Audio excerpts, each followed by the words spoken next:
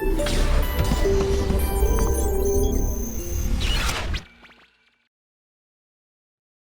welcome all members here present and those joining us online to this meeting. Auditors report. I wish to invite the bank's auditors, Mrs. PwC, to present their report to the audit accounts of the bank. Independent auditors report to the members of Zenith Bank PLC. Report on the audit of the consolidated and separate financial statements. Our opinion. In our opinion, the consolidated and separate financial statements give a true and fair view of the consolidated and separate financial position of Zenith Bank PLC and its subsidiaries as at 31 December 2021. The bank has kept proper books of account so far as appears from our examination of those books, and returns adequate for our audit have been received from branches not visited by us. 3. The bank's statement of financial position and statement of profit and loss and other comprehensive income are in agreement with the books of account and returns. 4.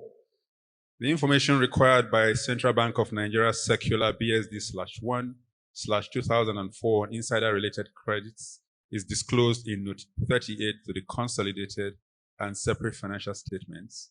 And 5, as disclosed in Note 42 to the consolidated and separate financial statements, the bank paid penalties in respect of contraventions of certain sections of the Banks and Other Financial Institutions Act and relevant circulars issued by the Central Bank of Nigeria during the year ended 31 December 2021. Signed by me, Samuel Abu, for PricewaterhouseCoopers on the 28th of February 2022. Okay, thank you. External consultants report. I wish to invite the bank's external consultants, Mrs. KPMG Professional Services, to present their report on the board evaluation to members. Report of the independent consultants to the Board of Directors of Zenith Bank PLC on their appraisal for the year ended 31st December 2021. In compliance with the guidelines of Section 2.8.3 of the Central Bank of Nigeria Revised Code of Corporate Governance of Banks in Nigeria Post-Consolidation, the Securities and Exchange Commission Code of Corporate Governance, and Section 14.1 of the Nigeria Code of Corporate Governance 2018. Zenith Bank PLC engaged KPMG Advisory Services to carry out an appraisal of the Board of Directors for the year ended 31st December 2021. On the basis of a review, the bank's corporate governance practices are largely in compliance with the key provisions of the Code of Corporate Governance mentioned above. Specific recommendations for further improving the bank's governance practices have been articulated and included in our detailed reports to the board. These include recommendations in the following key areas: board committee charters and strategy monitoring. Signed, Olumide Olayinka, Partner and Head, Risk Consulting, KPMG Advisory Services, 16 February 2022. Thank you very much. I now call on Chairperson of the Audit Committee of the Bank, Mrs. Adebimpe Balogun, to present the report of the committee on the audited accounts to members. In compliance with Section 404, subsection 7 of the Companies and Allied Matters Act of Nigeria 2020, we have reviewed the consolidated and separate financial statements of Zenith Bank PLC for the period ended 31st December 2021, and hereby state as follows. 1. The scope and planning of the audit were adequate in the management. 5. Related party transactions and balances have been disclosed in Note 30. Please note, it is not Note 37, it is Note 38. To the financial statements in accordance with requirements of the International Financial Reporting Standards, FRS, and the Central Bank of Nigeria, CBN, directives as contained in the Prudential Guidelines for Deposit Money Banks in Nigeria and the Circular on Disclosure of Insider-Related Credits in Financial Statements BSD 1/2004, dated 26th of January 2022. Questions and comments? Distinguished shareholders, the report is now before you. We will take comments on the accounts. I will recognize a member at a time to speak. Therefore, I call on Chief Timothy Adesiyan.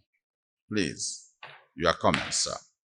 We appreciate the dividend of 2 naira 80 kobo in addition to an interim dividend of 30 kobo earlier paid in the financial year. The bank is innovative and a new one is the launching of SME Grow My Business, SME GMB. This group's strategic objective is to become the market leader in the retail market, while our international outlook will focus on consolidating our presence in our selected African and European markets. You said that notwithstanding the challenges, the bank was able to leverage the inherent opportunities within the business environment to record a performance that further attests to the resilience of the bank as a brand.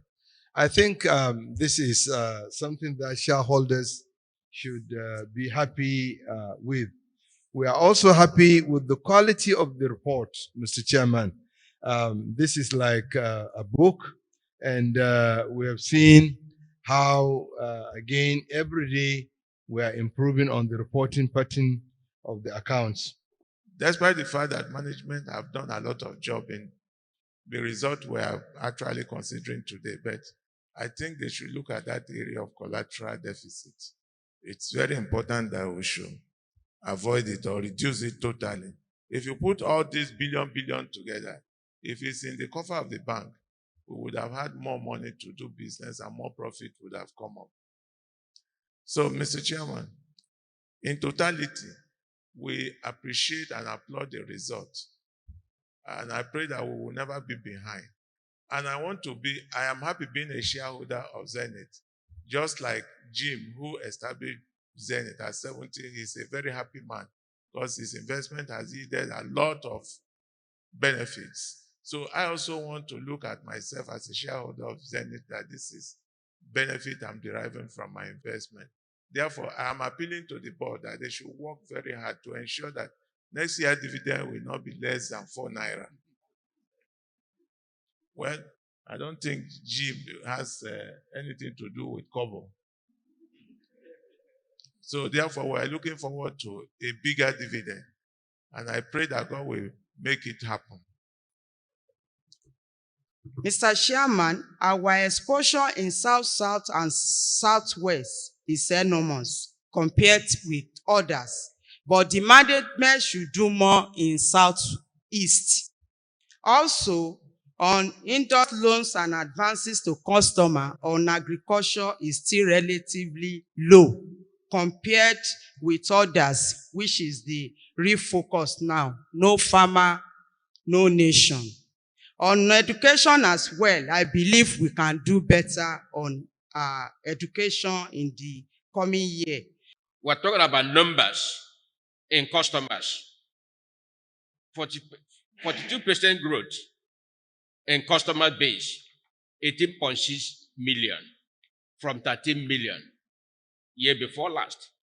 At least we're going to get 20 million customers base. It's doable. With the way Ebenezer approaches things and the deputy Adora, I think we can get 20 million customer base come next year to achieve that.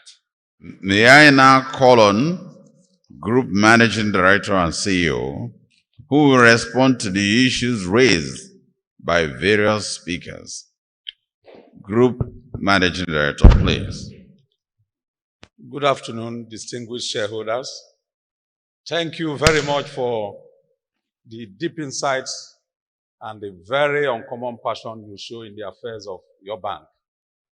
You see, I listened very attentively, and I felt very good in me to know that the annual report we give out, no matter how voluminous they appear, you go through everything page by page to bring out salient points, so which is very, very commendable and encouragement to us in management. Some of the points raised in the course of the remarks from the shareholders, some have even canceled themselves out in terms of explanation. But I'll just try and speak to a few things to clarify and also let you know the direction in which the bank is going. One thing is certain, the only way we are moving is forward. And that's coming from the fact that we have a strong culture, a pedigree, and a heritage of hard work, of innovation, and of creativity. We are not going to let that down. We will double down, and that will ensure that we continue to ramp up the growth you've seen, especially in the retail segment. The issue on the audit fee, if you look at the figure there, that is a consolidation of the group fee. It's as a result of primarily the translation effect of the exchange rate implication when we consolidate our financial statement. But you agree with me, the auditors are working. I'm sure the auditors will also need to be encouraged for the good work they are doing. And there was a little enhancement for them, but primarily the exchange rate effect was the reason for that. Chief Adesiyan wants to know what we are doing about cyber security. That is also explained when you see the high cost of expenditure we have in our IT. We are increasingly investing to make sure that we properly secure our systems and network. But above all, we are at the forefront of driving digital awareness and illiteracy. Because when you talk about cybercrime, it is a people thing. Either a people thing where you have a collusion, or you have a negligence where people don't know what to do. There was a talk about staff welfare and also the directors' welfare. You know, our directors are selfless and very, very sacrificial in their disposition towards the bank. But it's gratifying for us to know that shareholders are very much interested in seeing that our directors are well remunerated. And accordingly, since you have approved, we will be taking it to the board to ratify and recommending that the board, you give a range. I think we are safe to adopt your 10% you propose. So if we have your permission, as we have a board meeting later today, this will be ratified. Of course, staff welfare, we are in the process of having the salary review to ensure that we'll be able to pay our staff enough money to contend with the ravaging high inflationary figure that we see. Impairment on loans. Let me say that the industry average for impairment is about 10%. Zenith is about 4.1%. And if you dimension it, out of that 4.1%, you have a 2% compulsory impairment you must make in the loan book. So when you net that off, what you see as impairment is 2%. So that 2%, because we are conservative in the process of us reviewing our loan book, we just have to make that. And that also takes me to the question about the deficit in collateral. There is no deficit in collateral.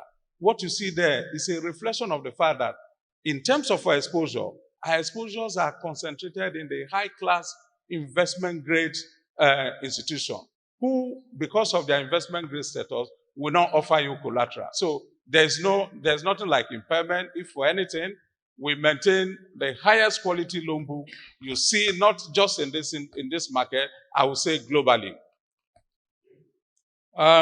There's also another issue on, I think I've taken care of that. The other point is on the exposure to agri. We are focusing on that, and we take on the opportunities as they come. So I thank you very much for your questions and contribution. All your comments will be put into consideration in making sure that this time next year we deliver a far better result. Thank you.